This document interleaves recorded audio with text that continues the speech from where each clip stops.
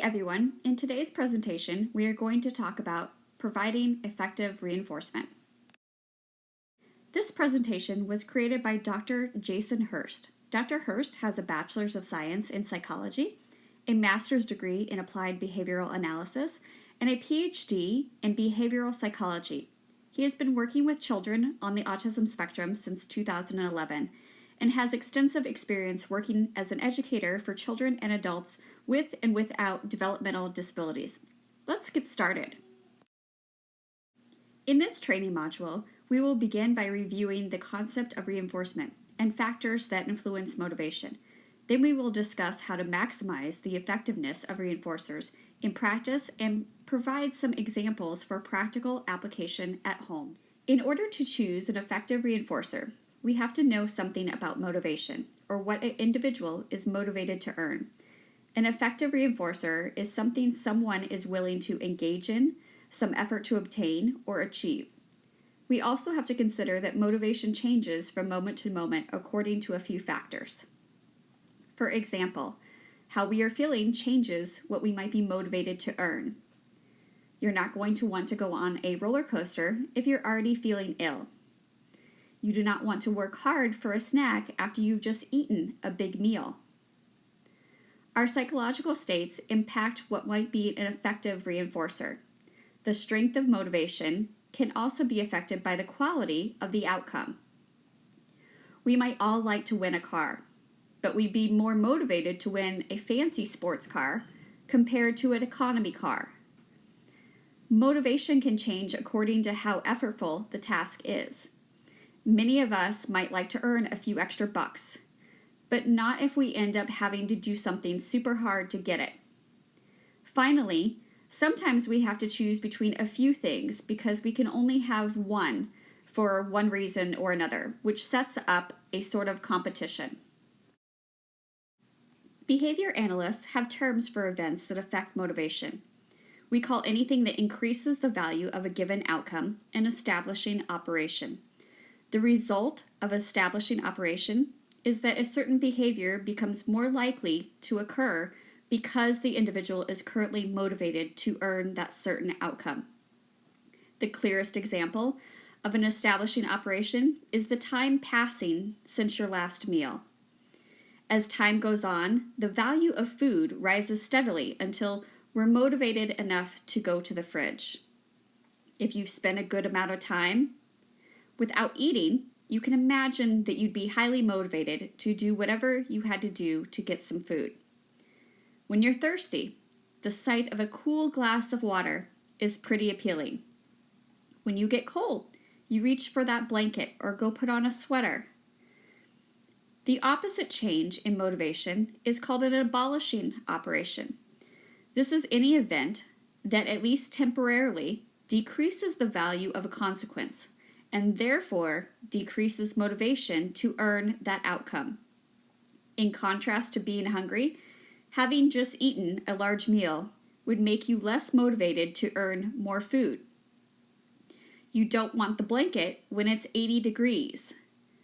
Sometimes these events occur naturally, but we can sometimes harness the motivation changing events to make a reinforcer more effective intentionally.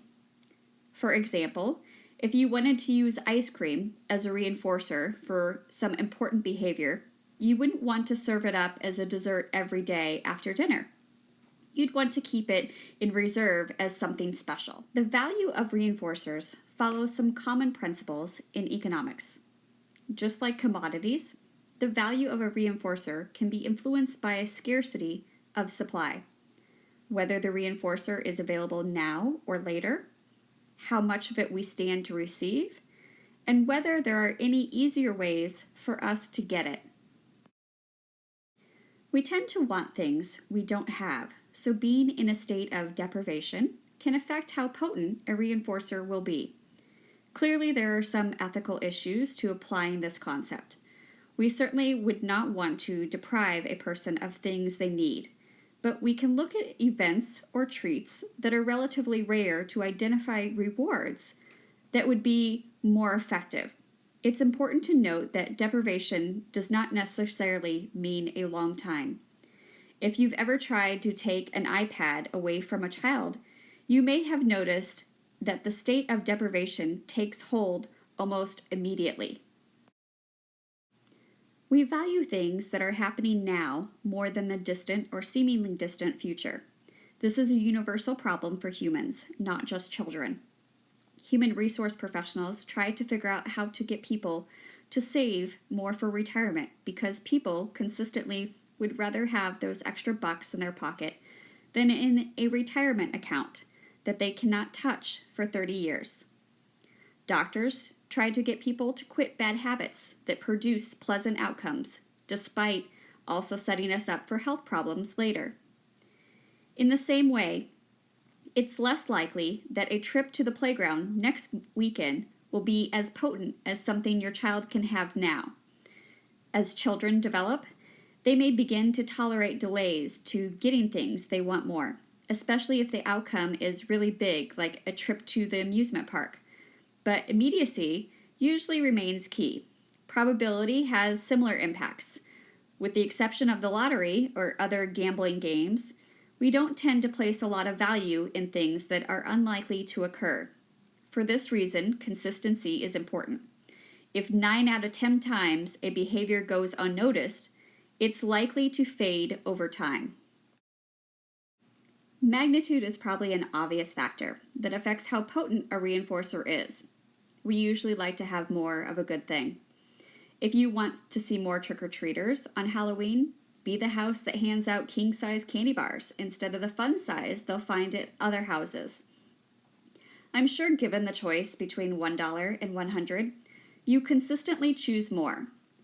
There are, of course, upper limits to the impact of size, but the important point here is that the amount of the reinforcer needs to be matched up to how difficult, effortful, or unpleasant the behavior you have to perform is. Relatedly, quality should also be matched to effort. Praise and a pat on the back might be sufficient for something easy, but you'll want something bigger and more special to maintain bigger behaviors. Finally, the degree to which you are motivated to earn a reinforcer will depend upon whether there are other opportunities to achieve the same outcome for less effort. We call this the degree of contingency between the behavior and the reinforcer. When a certain outcome is fully contingent on a certain behavior, the individual has no other options for how to obtain the reinforcer. However, if something is available somewhere else for cheaper or even for free, we will be much less likely to engage in the effort to obtain it the hard way. Let's take a look at some practical implications for how to use this information at home. If you want to use reinforcement effectively, you'll first need to identify a consequence you can use that will be effective in context. Then you will need to implement reinforcement to maximize the impact, and you'll have to monitor your progress to see if something needs to be tweaked. There are a few ways you can identify likely reinforcers for a given individual. There are formal assessments, called preference assessments, in which you systematically present choices between various items or options to see what the person chooses consistently, which reflects their preferences. Highly preferred items and outcomes are more likely to function as reinforcers. There are a few formal methods, but they share the basic procedure of presenting options and recording whether those options are chosen with consistency. A good suggestion is to maximize choice not just in an assessment, but also when you are using reinforcement. Don't just identify one reinforcer, find a few and offer choices. A less structured method is to observe someone in free play to see what they do when they're left to their own devices. Finally, you can use Grandma's Law of first this, then that. If you want dessert, you have to eat your vegetables. When you put a less preferred activity before giving access to a more preferred activity, it often has a reinforcement effect. If you're curious, behavior analysts call this Premack principle. When you've identified your reinforcers, then you need to arrange the environment to maximize their effectiveness. You'll want to be consistent, attending to immediacy and probability. Catch the behavior you want to reinforce as it's happening and deliver that reinforcer. Make sure you aren't overusing your reinforcers, creating satiation when the person gets their fill. Reinforcers should be special, so they need to be reserved for use as reinforcers and not made available for free at other times or places. Be sure you aren't restricting something unethical like meals, though. Also, be sure to match the size and the quality of the reinforcer are matched to the effort and the unpleasantness of the behavior. Again, offer choices whenever possible. Do not choose the reward for your child if you can offer that choice as part of the reinforcer. When the behavior happens, mark it with praise, but also 2 or 3 choices for reinforcers. Finally, before you start thinking that reinforcement doesn't work, remember that we can only call something a reinforcer if it works. If you don't see the impact of your reinforcer pretty quickly, you'll need to reevaluate whether you have accurately identified a reinforcing consequence. Whether there are temporary issues with the motivation related to deprivation, immediacy, size, or contingency, or if there are competing sources of reinforcement.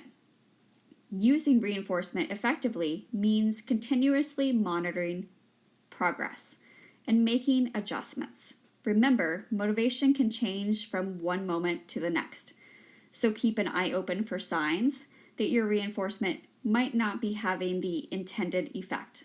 Maximizing choices helps avoid these momentary changes. There's no such thing as a reinforcer that doesn't work. Reinforcement is a description of an observed behavior change, so if behavior didn't change, it wasn't reinforced. Using reinforcement effectively can involve some trial and error, but you can maximize your chances by using what we know about why things are valuable to people. Everyone has their own preferences, so be sure to keep things individualized. Also, monitor and exert some control over factors that influence motivation. Deliver highly preferred consequences immediately after the behavior, and keep that consequence special by reserving it for use to change behavior. And lastly, be sure that the reward matches the task at hand both in size and quality. We hope this presentation on providing effective reinforcement was helpful for you. If you still have questions about this topic and would like more information about our therapy programs, please visit our website where you can schedule a free consultation with one of our clinicians.